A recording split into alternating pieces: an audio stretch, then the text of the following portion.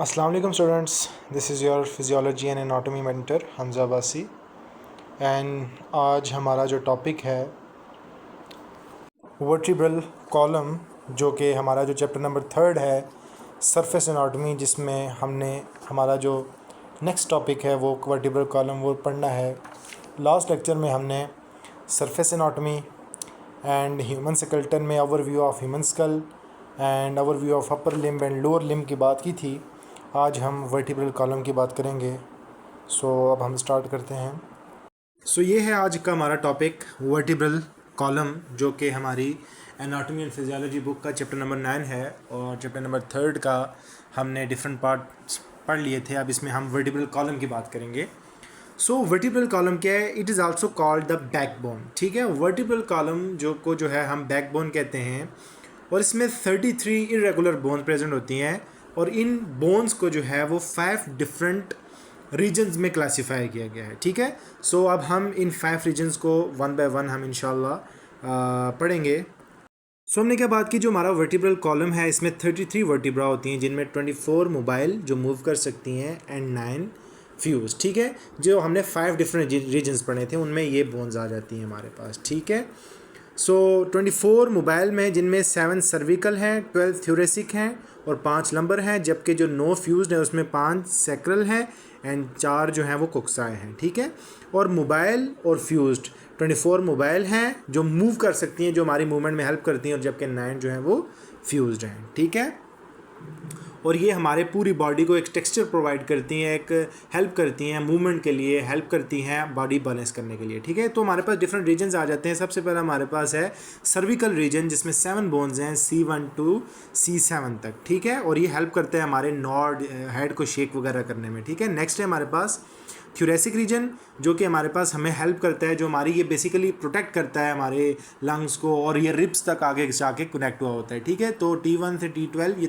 ये हमारे पास T1 से T12 थ्योरेसिक रीजन होता है। ठीक है, नेक्स्ट आ जाता है हमारे पास lumbar region L1 to L5, और ये हमारे पास जो है हमारी बाईपेडल मूवमेंट के लिए हेल्प करता है। ठीक है, ये थोड़ा सा S शेप होता है, जिससे ये हमारी उठने बैठने में, मतलब जो बाईपेडल मूवमेंट है, हम जो चल सकते हैं, हमारे पूरे बॉडी वेट को इसी ने ही कवर किया हुआ है। ठीक है, हमारे पूरे बॉडी वेट को हम खड़े भी इसी की वजह से रह सकते हैं, बैठ भी इसी की वजह से सकते हैं। ठीक है, और इसको आप याद रखने का सबसे आसान तरीका है कि ब्रेकफास्ट 7 बजे होता है तो 7 सर्विकल 7 AM से याद कर लो।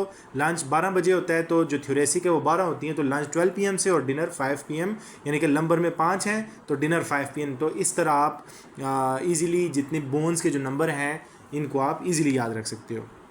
और नेक्स्ट हमारे पास जो फ्यूज्ड बोन्स होती हैं। ठीक है, 5 हमारे पास सैक्रम होती हैं जो कि फ्यूज़ हुई होती हैं। ठीक है, ये हमारे पास क्या हुई होती हैं, फ्यूज़ हुई होती हैं, और 4 जो है हमारे पास कोक्साई होती हैं। ठीक है, ये भी फ्यूज़ हुई होती हैं। ठीक है, वर्टिब्रल कॉलम की हर बोन में इंटरवर्टिब्रल डिस्क होता है, तो बेसिकली जिसमें जो शॉक एब्जॉर्बर का काम करता है, जो बैलेंसिंग का काम करता है। ठीक है, ओके। ये थे हमारे पास वर्टिब्रल कॉलम की कुछ बोन्स, जिनको मैंने पहले एनिमेशन की फॉर्म में आपको बताया है। अब हम थोड़ा बहुत रीड कर लेते हैं कि हमारे पास कितने रीजन्स थे। 5 डिफरेंट रीजन्स थे। ठीक है, C1 से C7 तक हमारे पास जो है वो सर्विकल रीजन था, और T1 से T12 तक जो हमारे पास है वो थ्योरेसिक रीजन है। L1 से L5 तक हमारे पास लंबर रीजन है, और S1 से S5 पे हमारे पास सैक्रम रीजन है, जबकि कोक्साई जो है हमारे पास 4 हैं, और जो कि और ये सैक्रम और कोक्साई जो है ये फ्यूज़ हुई होती हैं। ठीक है, तो first 7 vertebra are called cervical vertebra, और it help for flexibility in work, यानी कि हम कोई भी काम कर रहे हैं, हम अपनी गर्दन की मूवमेंट कर रहे हैं, हम नॉड कर रहे हैं, हम शूक कर रहे हैं, हम किसी को हाँ बोल रहे हैं, किसी को ना बोल रहे हैं, वो जो सारी की सारी मूवमेंट हो रही होती है ना हमारी, वो होती है इस जो हमारे पास सर्विकल रीजन है उसकी वजह से होती है। नेक्स्ट है हमारे पास है थ्योरेसिक। ठीक है, जो थ्योरेसिक वर्टिब्रा होती हैं वो 12 होती हैं। ठीक है, T1 से T12, और ये जाके हमारे आगे रिब केज के साथ जुड़ी होती हैं। ठीक है, और बेसिकली ये हमारा जो स्पाइनल कॉर्ड है उसको प्रोटेक्ट कर रही होती हैं, और ये कुछ लिमिटेड मूवमेंट की भी और फ्लेक्सिबिलिटी भी अलाउ करती हैं। ठीक है, नेक्स्ट है हमारे पास lumbar region.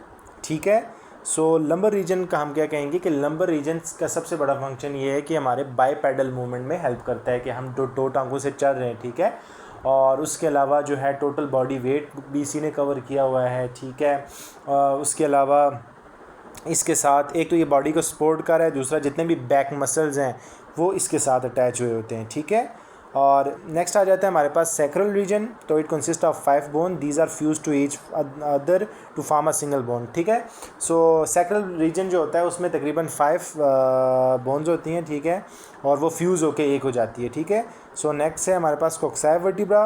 It consist of 4 vertebra, these one also tail vertebra, many muscles are also connecting to it, ठीक है। तो ये हिप रीजन में आ जाती है हमारे पास, और इसको हम टेल वर्टिब्रा टेल बोन भी कहते हैं, ठीक है। और ये बेसिकली जो एवोल्यूशन थ्योरी की जो इब्तिदा हुई थी ना, कि इंसान का जो इंसेस्टर है वो अनसेस्टर जो है वो चैम्पेंजी है, तो यही इसी बोन की वजह से ही हुई थी कि ये टेल बोन है, ठीक है। लेकिन बाद में चल के फिर ये ख़त्म हो गई, ठीक है, फ्यूज़ हो गई। तो बेसिकली अब वो एक थ्योरी है, तो उसको हम बिलीव तो नहीं कर सकते एज अ मुस्लिम भी, लेकिन इसी टेल बोन की वजह से ही ये कहा गया था कि एवोल्यूशन थ्योरी बनी थी बेसिकली, ठीक है। सो ये था आज का हमारा topic vertebral column.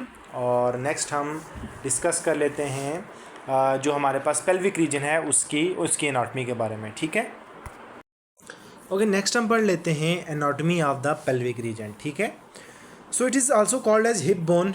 It consist of the 2 coxal hip bone, मतलब ये 2 कॉक्सल बोन, ये देख सकते हैं आप डायग्राम में, जो लेफ़्ट वाली डायग्राम है इसमें ये 2 कॉक्सल बोन, एक ये वाली साइड, एक राइट साइड और लेफ़्ट साइड, ठीक है। ये इस 2 में 2 बोन्स होती हैं जिनको हम कॉक्सल बोन या हिप बोन कहते हैं। The coxal bone is also called ओसा बोन, तो कॉक्सल बोन को हम फोसा बोन भी कहते हैं। In childhood this coxal bone is divided into 3 parts, ठीक है। तो चाइल्डहुड में हम क्या कह सकते हैं कि ये जो हमारे पास जो उस कॉक्सल बोन है ये 3 पार्ट्स में डिवाइड होती है, ठीक है।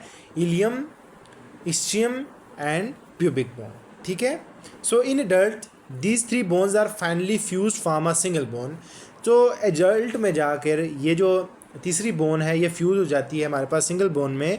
इन the back side these 2 bones are connected to the sacrum, और बैक साइड पे जाके हमारे पास ये सैक्रम के साथ अटैच होती हैं, ठीक है। सो सैक्रम है वो हिप रीजन में प्रेजेंट होता है, मैंने आपको पहले भी बताया था। In front it is connected with the help of muscle to pubic fossa, और ये फ्रंट पे ये with the help of muscle जो है ये प्यूबिक फोसा के साथ अटैच होता है। सो प्यूबिक फोसा जो है एनाटॉमिकली वो वाली टर्म नहीं है, लेकिन कुछ बुक्स के अंदर लिख रहे हैं, लेकिन बेसिकली ये प्यूबिक सिम्फिसिस होता है, ठीक है।